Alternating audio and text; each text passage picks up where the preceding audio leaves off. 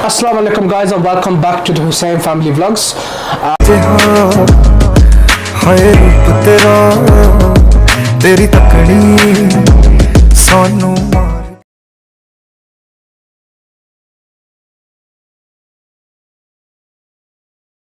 And today we are basically doing the review as promised in the vlog yesterday.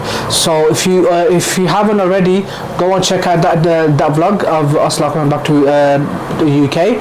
Give some love and share some support. Make sure you like, comment, subscribe. Turn on the bell notification so you do not miss a new video. So I'm again joined here by Mom. Mom says Assalamu alaikum. Assalamu alaikum. So alhamdulillah, you can also have that picked up because she's literally sat on the sofa. So we are both mic'd up, so inshallah you can hear that. So let's get on with the show and let's get the video started, and let's tell you what to avoid and not to avoid in Dubai. Let's get it. So Dubai, what is Dubai? So Dubai is a country where it's full of skyscrapers. You've got old Dubai, new Dubai. What to say about Dubai? There's a lot to say about it, but I want to keep it short and sweet. So Dubai is a place for the rich. Let's just put it like that. For ordinary people like us and others out there are a million of people that are in the same shoes as us. My personal advice is you gotta have money in your pocket before you go, because if you don't, then you're struggling. So before we get on to Mum's opinion, I'll tell you my opinion, and then inshallah we'll take it from there. So let's go on to point one. Point one is what is the necessity that you need to take. So the necessity that you need to take is basically you gotta take some clothes. Obviously, you gotta take your toiletries. Obviously, when it comes to financial, I would say a minimum of 5 to 6 grand. That's how you're gonna get around. So as I mentioned throughout the whole vlog, when I was there, I made some rookie mistakes. One of the rookie mistakes was booking it for 2 weeks. I shouldn't have done that, yes, I know, but then at least now in the future I can only go for 5-6 days because I know what to do. So let's move on to Mum's point of view. So Hello, assalamu alaikum everybody. Obviously my view is the same as my son's. It's a beautiful country made for the rich. Lots of skyscrapers. You got the Dubai lights. Dubai is a city that never sleeps. And yes, you have to have at least 5,000 to 6,000 pounds in your pocket to go and travel there. And the other thing is, Dubai is not for like 2 weeks like we stayed. Obviously a mistake. First time my son's booked a holiday. It's mostly the best few days you can stay there is about a week. Shopping wise is one of the things where we kind of went, I wouldn't say wrong, but I think we made some, in what other terms, stupidity mistakes. Reason for that is because as tourists you're going to get taxed a lot.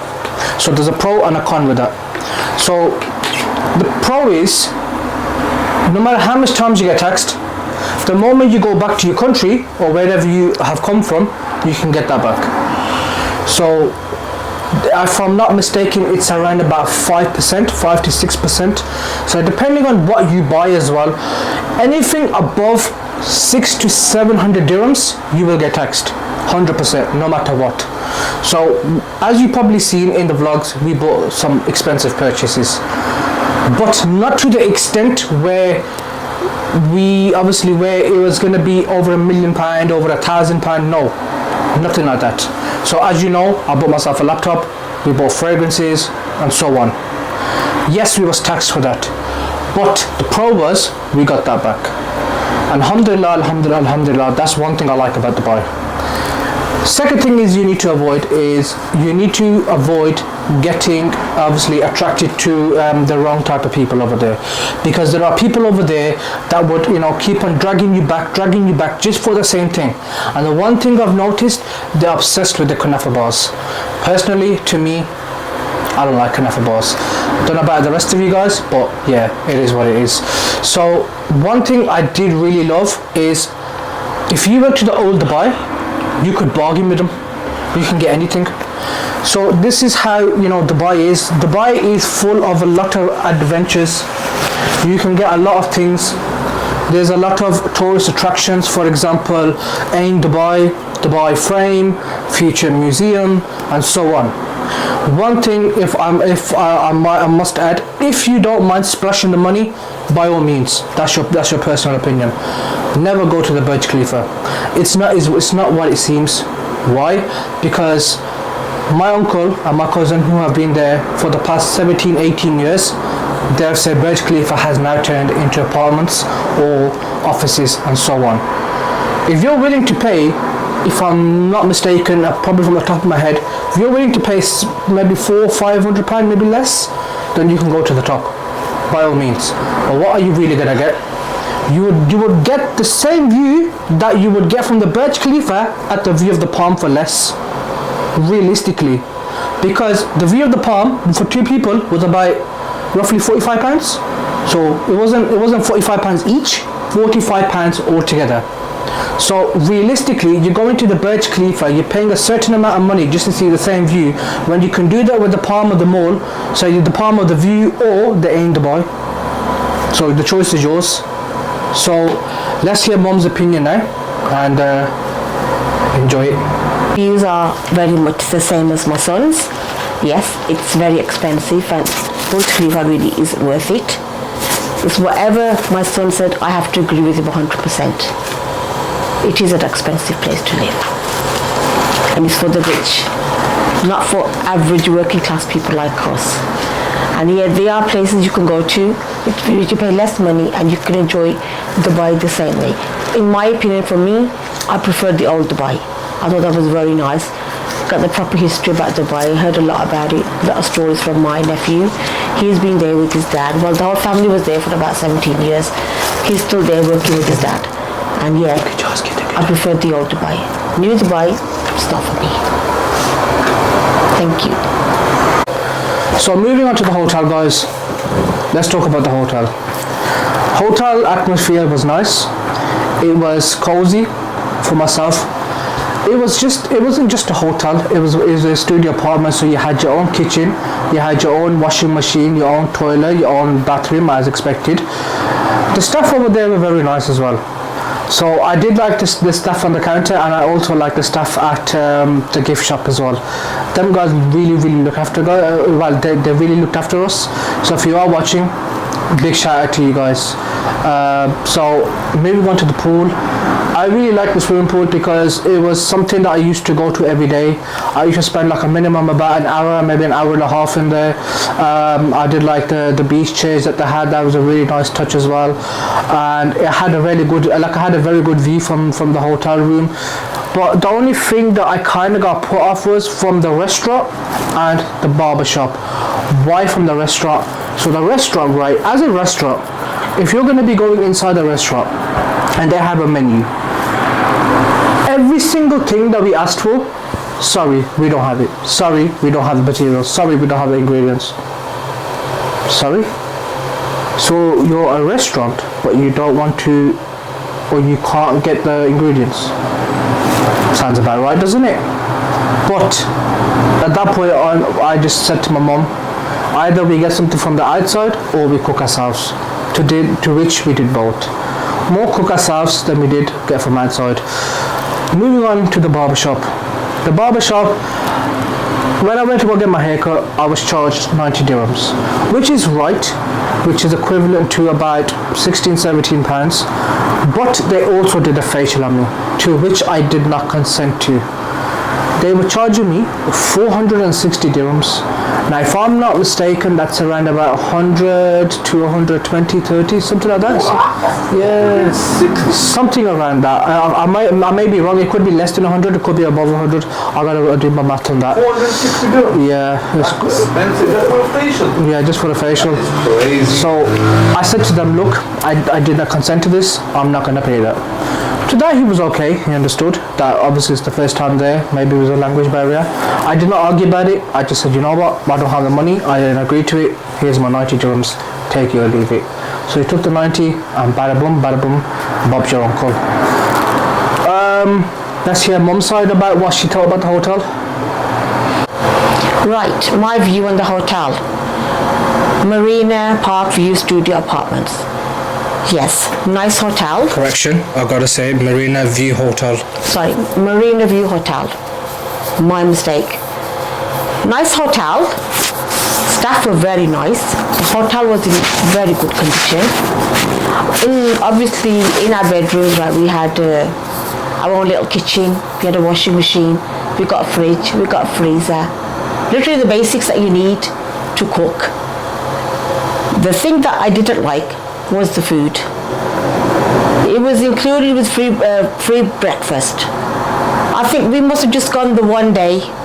Second day we thought, no way. It wasn't at all. What was the breakfast? What was it? It was scrambled eggs. And because it's an intercontinental hotel, they do a lot of continental food. And me being where I am, Pakistani, I like my boiled egg, I like my fried, I like my paratha, I like my curries. And in their food was all continental. Twice I went down to the restaurant. We asked them for the menu, and on the menu there was butter chicken and chicken tikka. So I said, okay, let's try the butter chicken. He went in, comes out and goes, sorry madam, we have no butter chicken left. Obviously, I didn't say anything, but my son, yes. He goes, then why is it on your menu if you haven't got it? That's laziness, isn't it? And I think after that, we didn't go to the restaurant. And like the gift shop was very good. The two gentlemen who were running were very good. They gave us a lot of discount. Good prices, affordable prices. And above all, yeah, there was a swimming pool, but I didn't go to the swimming pool. I used to just look from the top of my window. All the sights outside, the swimming pool, the cars, the hotels. Was the view nice? Very, very beautiful. Was the view nice? So I can't fault the hotel except for the fact the restaurant wasn't up to my standard. But maybe other people who like continental food, they probably have a different opinion, but this is my opinion. Was the view nice in the hotel though? Yes, it was. What floor was it? And oh yes, one more thing. My favourite place was a place called Nail Candy. Now you know what that is? That's a nail shop next door. Just 2-second walk. I went in there and the ladies in there were absolutely brilliant. The service was brilliant. What I asked for, I got. I think I ended up going twice. So that was my favourite place. And then next door to it was a beauty salon. I was like, yeah, let's go and try in there. Maybe get a facial. I went in there, I said, do you do facials? She goes, yes, we do. She brings out this list. I was like, okay. Instead of going low, it's going higher and higher and higher. I said, I'll come back to you if I'm interested to have my facials. And so I said, thank you, bye-bye. Can't afford it. What were the prices? For just a simple facial, 400 dirhams. And no. That's £100? I think that's a lot of money for a facial. But like I said, Dubai is Dubai. It's a millionaire's country. You got the money, you can live there, you can enjoy life. For people like ourselves, average working class people, a holiday, not 2 weeks, maybe 1 week or 3 days is what is best suited for us. So that's really my view on the whole hotel. Good. Moving on to the attractions. What did I like the most? In this section, I'm not going to give any cons. There are a lot of pros. I loved every single attraction that I went to. From the museum to Dubai Frame to the view of the Palm, the mall, etc. Actually, then I gotta tell a lie. Only one con I gotta mention is about the mall. So we'll move on to that in a little while. Let's talk more about the pros. I would like to give Dubai a good name in a way, but there are quite some cons in there. So let's move on to the pros. So my favorite attraction had to be, I would say the Creek of Abra, the boat ride, and the Dubai Frame. Actually, no, I can't forget the Future Museum. But if I had to choose one, I'll probably say the Dubai Frame. I really, really loved that. It was short, sweet, and it wasn't to an extent where I thought it was going to be. If I have to say my second favorite attraction, it would have to be the Future Museum. My third favorite would have to be, what would it be? The view of the palm. From there it is beautiful. Absolutely amazing. You want to talk about the aim? You have to record it. So no, that's part of the cons as well. So we're talking about pros at the moment. So let's talk about the pros. Yeah, so pretty much the tourists is like these are the attractions that I liked, and these are what I enjoyed the most. I would say it's worth a visit. Cheap, cheerful, and I would say cheap as chips. Moving on to the cons. Goodness gracious me. No surprises. If you are a content creator, for example myself, a YouTube vlogger, or if you're using a camera like the way I do, because I use a Sony ZV-1, which is a proper vlogging camera, you will not be allowed to record in any public spaces. Doesn't matter if you say you will blur people out, you will not be allowed. Let's talk about the aim of the boy. I had to record that on my phone. Why? When we got towards security, they said I have to put everything in a locker. Why? From your facts as well. Well, yeah, from cigarettes to the mic to the camera, even a bloody water bottle. Yes. And I don't understand why. So I don't understand that. Why do they not allow content creators to record if they are looking to get, attractions, if they're looking to get customers? Now, especially when I went to the mall as well, I was stopped by a mall security. Oh, sorry sir, you can't record people here. I'm not recording people. I'm only recording what's inside the mall. Personally, I couldn't give two ducks about the people. My job was there to record what's inside the mall, the shops, the takeaways, the food court, and so on. I don't care who's around me. Realistically, even if they did have a problem and they didn't allow me, I would have blurred everybody out, but I couldn't record. So Dubai is supposed to be the country where you're allowed to do whatever you want, but unfortunately they didn't allow me to record at all. They said if I record on the phone, no problem, but I can't pull out a camera. Strange, isn't it? Because I don't see the difference. You're still recording the same content that you do on the phone that you do on a camera. So that's my cons about these attractions. If you are a content creator, please get permission. Don't get yourself in trouble. Mom, your turn now. Okay, the good things and the bad things about Dubai. There's not a lot of bad things I can say. Most of them are good.